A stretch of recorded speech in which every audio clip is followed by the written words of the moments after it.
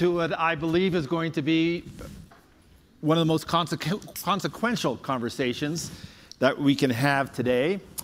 Semiconductors power our digital age. AI is transforming our economy and certainly also our security environment and energy. Clean, reliable, and secure is the backbone of both. These aren't actually isolated industries. They form a new industrial base, interdependent, strategic, and deeply geopolitical. Today, I have the pleasure of being joined by leaders who have both shaped national policy, built frontier technologies, and steered major institutions through transformation. And together, we're going to explore how America can lead with purpose and resilience. So let's dive in. And if it's all right, Madam Secretary, we'll start with you. Great. You've both been the prime architect and have led us through historic investments, through the CHIPS and Science Act, through the NTIA broadband digital infrastructure efforts, and to the AI Safety Institute. And what I'd like to ask you is, what should the U.S. do now? What should we be doing to lead globally in AI and semiconductors while ensuring national and economic security? Yeah, great. Well, good morning, everybody. It is wonderful to be here. I will first say that both the broadband initiative and CHIPS were bipartisan. And I think Senator McCain would have been proud of both of those accomplishments because they were bipartisan and done in the interest of America's national security and investing in America's strength. And so I went to Washington. I had been a two-term governor, and I went to Washington, maybe a little cynical, wondering, can you get things done in Washington? And was very pleased to find out that it is possible to pass consequential bipartisan legislation in the name of America's strength and national security. So I thought, you know, on the occasion of celebrating Senator McCain, it's worth saying, reminding us all of that so we stay hopeful and committed. Hopeful and committed. What do we do now? We have to keep going. You know, we absolutely have to keep going. We heard from, at dinner last night, from our Indo-PACOM commander that there's a race for compute. There is a race for compute. There's no doubt about it. AI is the defining technology of this generation, and we have to lead the world. We cannot be second. We cannot be second to China. We must lead, and all AI runs on compute. So there is a race for compute. Compute is chips, right? And it is dangerously untenable that the United States of America buys 100% of its AI chips from Taiwan, from a single company in Taiwan. And so the CHIPS Act aimed to change that, to get back into the business of making that compute in the United States. In fact, right here in Arizona, the first 2-nanometer chip to be made in this country ever is happening just up the road in Phoenix. So, but really, that's just a, I don't want to say drop in the bucket, but it's a down payment on all that we need to do. For example, what about the supply chain? Yeah, and we'll talk a right? lot about what about the supply chain? Yeah. You know, energy, but not just energy. What about all the components? Right. All the components that go into an AI data center? Mm-hmm. What about all of the materials and chemicals and substrates that go into TSMC's facility? Not to alarm you, but almost all of that comes from Taiwan, China, Japan, Korea. Mm-hmm. So we got to reshore that supply chain. What about talent? I've had, you know, 100 hours of conversations with these companies who I was leaning on TSMC, go bigger, go faster, and they would say, okay, Mrs. Secretary, which is what I was called, okay, Mrs. Secretary, you go find me 10,000 more engineers and we'll go faster. So anyway, where do we go from here? More talent, more supply chain, more investments in infrastructure. What we did in broadband and chips was a down payment. I hope it creates a flywheel, and we continue. That's a terrific way for us to start. And again, it's just a small plug for ASU. I think we are very much up for the challenge of actually producing the engineers that are required not only for the semiconductor piece of it, but very much focused on partnering with others to bring the talent that's required in the pipeline. If it's all right, Ryan, I think I'll go to you next, if it's all right. And Shield AI is actually deploying AI in defense, and arguably, as we heard last night, and obviously already the Secretary has put it back on the table, really one of the highest stakes environments that's imaginable. So maybe the way to sort of start this with you, and we'll see sort of how maybe we can come back to it with others, how do we reconcile the rapid pace of innovation with the ethical and the operational responsibilities of building AI for mission-critical deployment? One, thank you for having me here, and thank you for the question. And I just want to echo what the Secretary said, which is American leadership in AI, I think, is the critical objective for this generation. The investments in semiconductors, the investments in power generation, and the investments in the software are absolutely critical. And I do not believe that there is an industry globally that will not be touched and transformed by the impact of AI and autonomy. The measure of competitiveness of all businesses will be a measure of how effectively those technologies are adopted. We've had the opportunity to work on AI and autonomy for defense and national security applications for about a decade.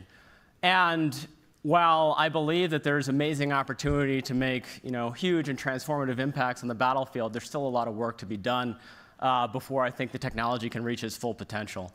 Our adversaries, and the Admiral would know this far better than I do, present challenges and conundrums that take away capabilities that we have had for a long time, and we have to get in a state of applying these technologies just to get back to parity. An example is GPS, which in the European theater is severely challenged. And for a long time, you've been able to know where you are in the world when you want to know, where you are.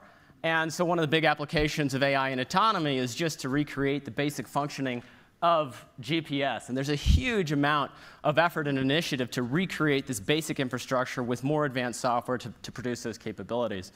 A lot of the questions come up, and I think the Admiral did a brilliant job of framing it last night about what could be and these big complicated problems. But from where I sit, number one, I think we've got the right people in the seat making those hard choices, both from a policy and in theater perspective. And it's our job to build the capabilities that actually make that a real conversation, because the capabilities are so advanced that becomes the question of the day. And we've got a lot of work to get there before I think we're making the impact that we want to. Great. So obviously, Jeff, the reality is that AI doesn't run in a vacuum. It runs on power, and it's not just power as we've known it historically. It's power at a scale that is actually mind-boggling at the moment. So let's turn to the energy side of this stack that we've now introduced here. And with AI compute demand surging for reasons that I'm sure everyone now in the audience appreciates, and the push for electrification accelerating, grid resilience, as you and I have been chatting about out in the courtyard here, and energy equity are under huge amount of pressure right now. So how do we meet growing demand without compromising progress on climate or system reliability, which is actually obviously top of mind for everybody? Yeah, it is interesting to think about this as a stack, because energy is truly foundational. If you think about the U.S. economy, energy is only 10% of the U.S. economy, but we like to say it's the first 10%. So you can't do the rest without that first 10% being there. And of the electric side of the industry, we're about 2% of all U.S. commerce. But everything that we're talking about here depends on electricity. And so that's where the challenge is. And I can tell you, my industry does see this as a strategic imperative. We see it as a national security issue, that we have to win the war on compute, that we have to provide the power resources, not just for AI. I think AI is a big driver. We can talk about that. But it's also for chip manufacturing. And Arizona is a great example to see this challenge of the scale that we're seeing. So we've been around about 140 years. We took 140 years to get to an 8,000 megawatt system. A megawatt is a Walmart. About 750 homes is a megawatt. TSMC, when it builds out 6 fabs with the supply chain and the support, will be 1,000 megawatts. Our largest customer 5 years ago was a mine that was 70 megawatts. And we're now talking about that largest customer being a single load of 1,000 megawatts on an 8,000 megawatt system. The layer below that, which is the data center layer, and there's a tremendous push in data centers. We're still sorting through how we can get efficiencies, what the real number is going to be. There's a lot of duplication that's there, but we know unqualified that it's going to be a big number. And so I think probably between 5,000 and 10,000 megawatts in our system alone. We share Phoenix with Salt River Project. So there's likely another 4,000 or 5,000 megawatts to construct in there. This is an industry that we used to get excited when it's like, we got 1.5% growth, baby. We're rocking. This is fantastic. And now you're seeing, like, how are we going to accommodate this 5 to 7% demand growth that we're likely to see in the future? And I loved what you said about, let's get on it. And that's really what we see, is we need to figure out how we start chipping away at the issues that can get us to that growth. The mix and the generation build-out. That's one component. We have to construct generation. Right now, the easiest to construct, solar. Batteries, but you got to have some gas. And so we got to get that generation mix right so we can have reliability and firm system. Transmission. We can optimize that grid by having better transmission ties across the regions and across the interties in the US so that we can reduce the cost of this build-out.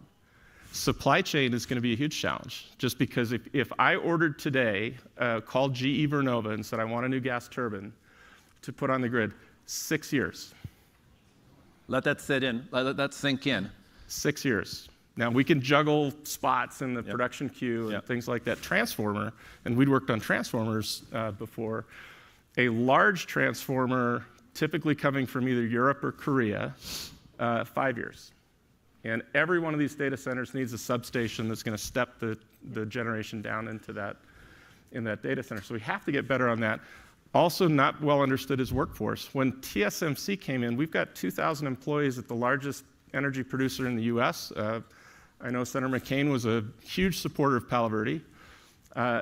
Radiation protection folks, instrumentation, they all started coming to TSMC. We've got to get a workforce that's going to be able to support this expanded economy, and manufacturing overlaps with energy in those contexts. So Jeff, let me just, and a lot of capital. Let me just stop you there, because you've made things complicated, and I want to make things even more complicated right now as we sort of open the aperture a bit further and take a look at it in sort of the global context that's underway here. And I guess the big question to all of you, maybe we'll go to the Secretary again just to start us here, is can America go at it alone? I think there is a bit of a wind shifting out there in which I think certainly in this convening it's worth asking a tough question along the way. Or do global supply chains, shared standards, cross-border R&D, make interdependency maybe not only inevitable but essential in building this new industrial stack? What do you think about how we should effectively be framing it? It's good to, in many ways, thump our chests and saying if all we need to do is figure out how to onshore. Realities checks in, lots of complexity. How would you help us frame? Go at it alone, go at it with allies, go at it intentionally interdependent, or some other formulation? Yeah. We cannot go at it alone. Furthermore, we should not want to. In fact, quite the opposite. All of the world's truly leading AI companies are American. So we want to use that as an advantage to share with the world and draw the world toward us. And by the way, if we don't, China will. We made that mistake already with 4G and 5G. all of Africa, all of Latin America, all of the global south, all runs on Huawei. Why don't we learn from that lesson and say, with AI, we want the world running on American rails, not Chinese rails. Yep. Furthermore, anyone who's a technologist, Ryan is an expert, knows diffusion is the name of the game. Yep. So let's diffuse our technology, but do it in a way that is smart so that we draw the world towards us and which allows us to go faster,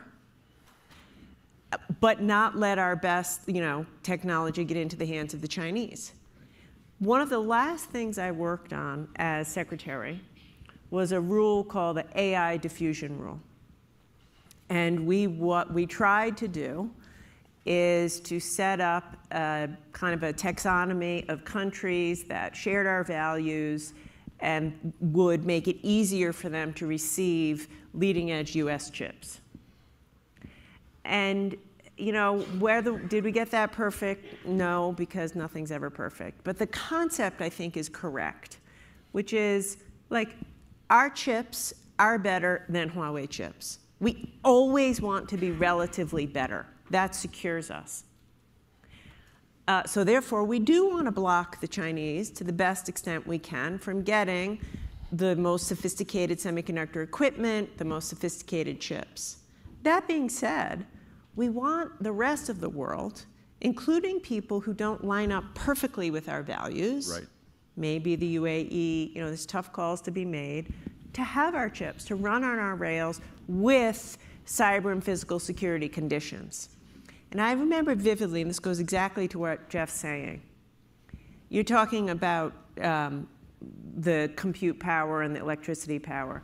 An AI data center that, say, Amazon wants or OpenAI wants, they're talking about a gigawatt, right? A gigawatt, 2 gigawatts, mind-blowing amounts of energy. And I had a conversation with the CEO of Amazon, who wanted us to allow more chips to be sold to India and Malaysia, for example. And I said, we don't want to do that because we want your biggest data centers to be in the United States, right? We want the Holy Grail training to be in the United States. And he said to me, so do I, but where do I get the energy? That's a real, you talk about complexity. Right. So these are real life trade-offs. Right. CEO of one of the leading companies, he said, okay, Gina, I want that too. Go get me a few gigawatts of energy and I'll put them all in the US. But we can't deliver on that. Jeff, do you want to just pick up on... So we need allies is the point. We need allies that follow our security protocols so that we can go faster, because we don't want to slow down. We got to beat, the way you beat the Chinese is running faster. Right, but and we need allies. I might just offer that in addition to sort of the hard technology piece of it, there's also gray or soft power that we could be building as well here. Maybe we'll find time to come back to that. But Jeff, do you want to sort of pick up on, again, the hard nut questions that are really in front of us here? And maybe just, if I could ask you, just open the aperture a bit further, not only directly on the energy, but the supply chain piece that started the conversation. Then Ryan, we'll go to you. Yeah, so I actually think it's really important to build on this what I'd call feathering in, because it's like we can actually do a lot for a while, and then we hit a roadblock. And that's part of the challenges. So right now, everybody wants their 1,000 megawatt day. These 2,000, that's the size of Portland. Yep. That's the electric load of Portland, Oregon. It's a big challenge to build that in a weekend. And so, but we've cleared on our system 4,000 megawatts to move forward. So we have a plan with stuff we know we can get built reliably with solar, batteries, putting all that on the grid to get 4,000, almost 50% increase on the size of the system. Then it's going to take gas. And then we have to put a gas pipeline in, and then we've got to get those turbines with the 6-year lead times and do that to firm up the next incremental load, because we actually run into what's called an energy deficit overnight. We don't have energy from 11 p.m.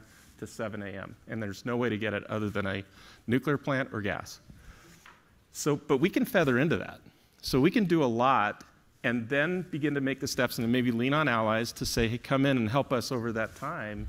Jeff, do you want to say a little bit more about sort of the ways in which we might unlock additional American innovation around the nuclear play, if for no other purpose in terms of timelines, short to medium range?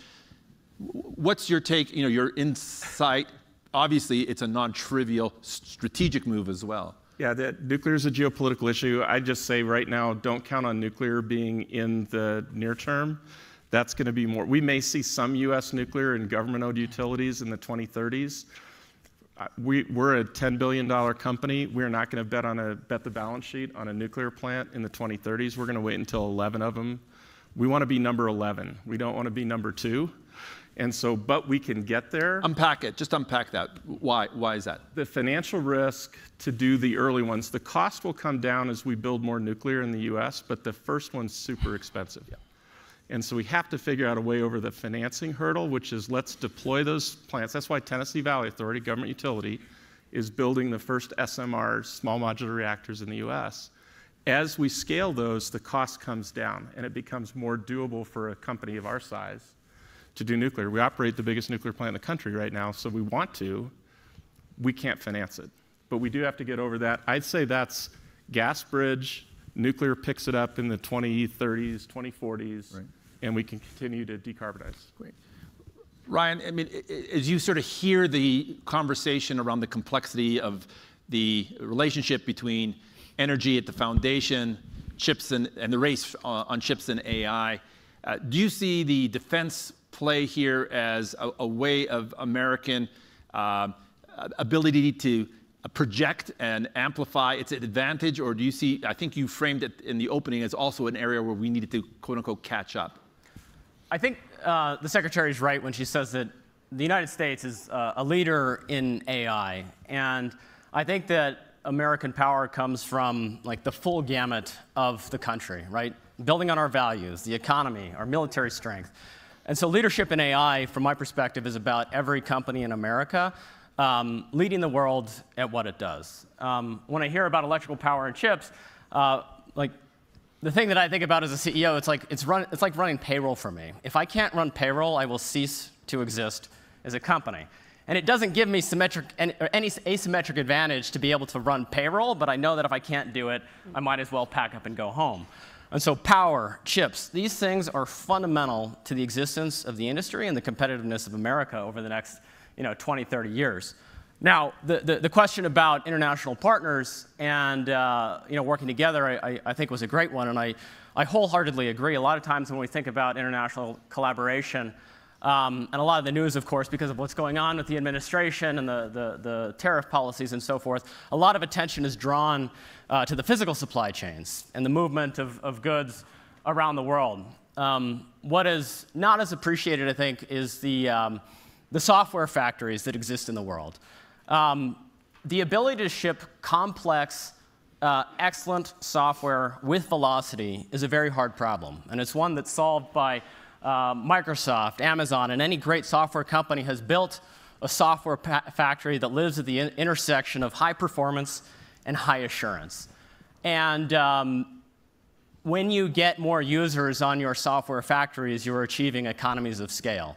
So AWS, Microsoft Azure, Shield AI should have the capability to work with international partners with the guidance of our policymakers to make sure that we're achieving economies of scale in the software production facilities that we're creating, to make sure that we are leading at not only the shipping of AI capabilities, but we're leading at the design and delivery of autonomy and AI factories. Yeah, and just to state for the audience who may not quite understand all of the interdependencies associated on a global basis, all the interdependencies for coding following the sun.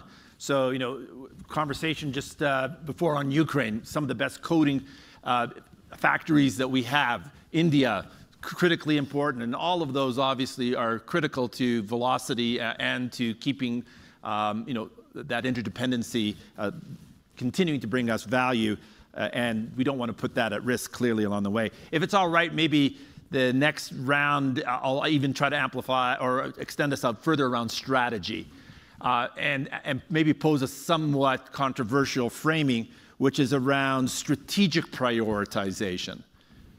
Can we do it all at once? Can we do chips? Can we do power? Can we do AI all at once with the investment required? Picking up, Jeff, I'm going to let you start with this one. When just alone in the power space, there is significant challenges to overcome. A once-in-a-century, maybe, opportunity coming out of a crisis to get the entire country bipartisan, focusing in on unprecedented infrastructure investments. That is obviously going to be very hard to sustain going forward. But can we do it all at once and still remain strategically focused? And how do we perhaps be more selective but still maintain the long-term focus at moving all of the ships forward? I think you have to take some of the margin that we're used to having and really look for efficiencies, make sure that we're doing it right, that we're putting every dollar to good use, to effective use. You know, in the back 10 years ago, it didn't matter so much if we put a power plant in and it didn't actually consume power or provide power fully for 10 years. We can't do that. We have to be very efficient. There's a lot of work in the industry with data centers and AI in particular to see, can we actually shape that load? There's work being done that says maybe we can virtualize and move the AI load off one data center in an area, maybe we're having a hot day, so we need the power, shift that over to a different data center, and then we can supply that power to homes here in Phoenix. We're going to have to work better together. There is a disconnect right now, I'd say, between the electric companies and the tech side on what's realistic or how we do it. But if we do it, maybe that's why this is a very important framing of the stack, of the new industrial stack. Please, Secretary. It is a stack, like Jeff said. Look, we don't have a choice. You have to do it all at once, period, full stop, right? In the 10 years after President Kennedy said we're going to put a man on the moon, this country tripled the number of PhD chemists it produced, quadrupled the number of PhD engineers it produced. We have a moonshot, lead the world in AI. That requires us to improve our permitting. It cannot take, as it takes now, 4 years to permit a semiconductor facility. Cannot. We will lose. We need to improve our permitting. We need to act, as we did with chips, on a bipartisan basis. We need to create a flywheel of training people. You want to talk about national security? It's not just tanks and missiles and foreign affairs. It's training Americans to do these jobs today. All Americans, not just the ones that can afford $80,000 a year to go to college. We must change our system of training.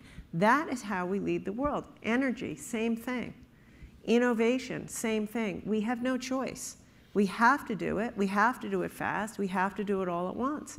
And we have to unify as a nation behind that goal of leading the world in AI and bringing the world towards us. And if that's our goal, leading in AI, then all the rest of it flows from it.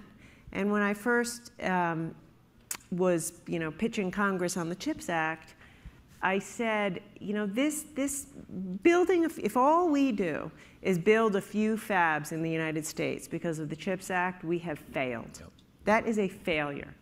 Instead, we need to use the goal of leading in AI and chip production to start the flywheel of innovation, which will allow us to achieve the other goals. So my hope is a decade from now, we'll look back upon this moment of choosing to lead in AI and say, this was the beginning of training, tens of thousands of engineers and coders.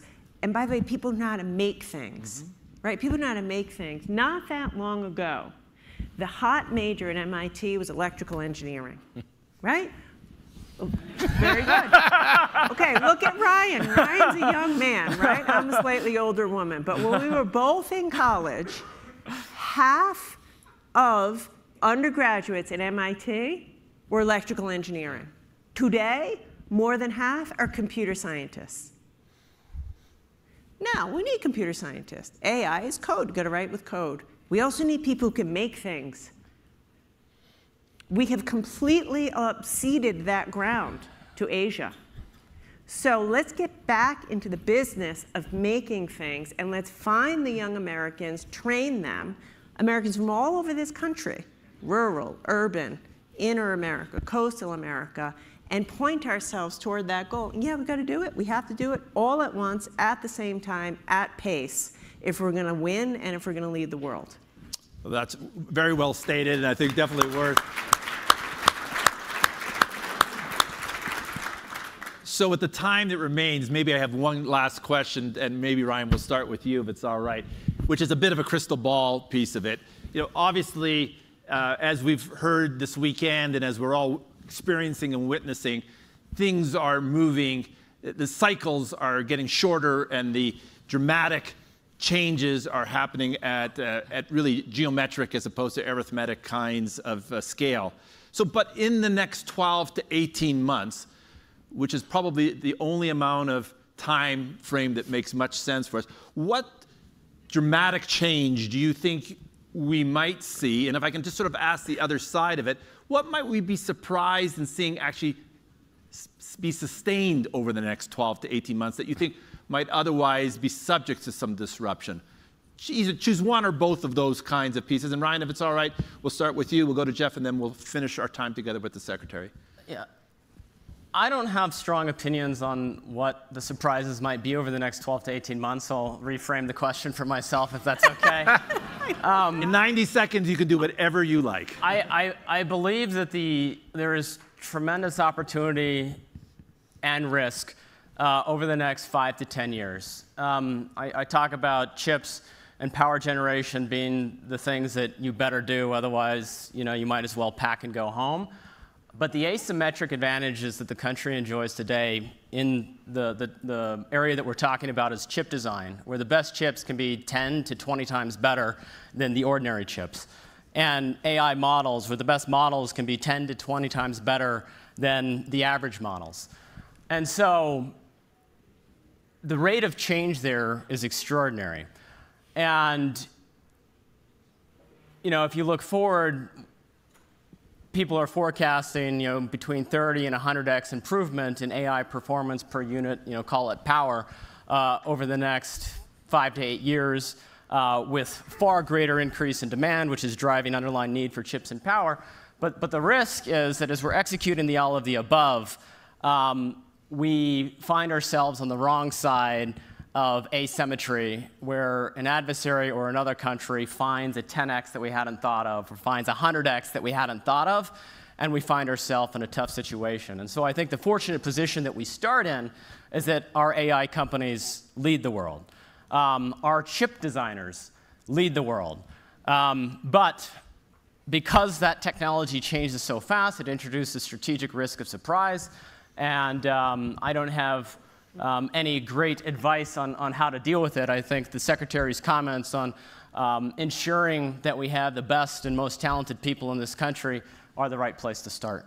All right, Jeff, I'm going to see if you want to take on my version, or you can reframe too. Go right ahead. I kind of forgot the question, but I'm going to go with what I think it is.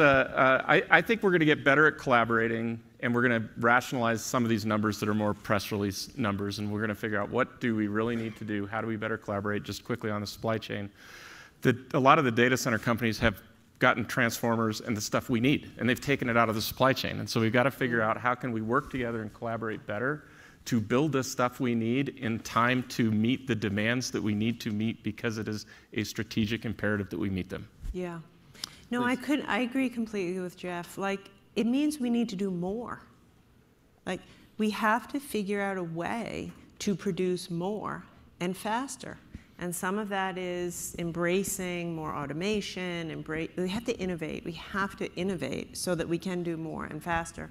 And I also agree fully with Ryan, which is this. We cannot assume that we'll always be in the lead.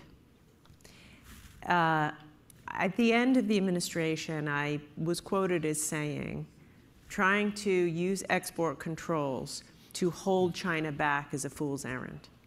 And many criticized that. I stand by the comment. We need export controls because we have to slow them down where we can, But the only way to win is to out-innovate. And you cannot assume that America is so far ahead, particularly of China, in this innovation, because we're not. We are ahead, exactly as you said. But in order to stay ahead, we have to wake up every day and work at a pace as if we're behind. That sense of urgency. Urgency, every day, urgency. And you know, President Xi's view, which is one I strongly disagree with, like democracy's too slow, right? Democracy's too slow, you can't win in the age of AI. So we have to disprove that. But unfortunately, as I was explaining with our permitting example, like there's a lot of reason to believe our democracy needs to be fixed a bit. In fact, Senator Kelly left, but one of the things that he did is I worked with him and Senator Cruz, bipartisan, to pass a piece of legislation to change the environmental permitting with respect to semiconductor facilities. Made a huge difference in Arizona. Made a huge difference in Arizona, and it will make a difference in Texas and Ohio.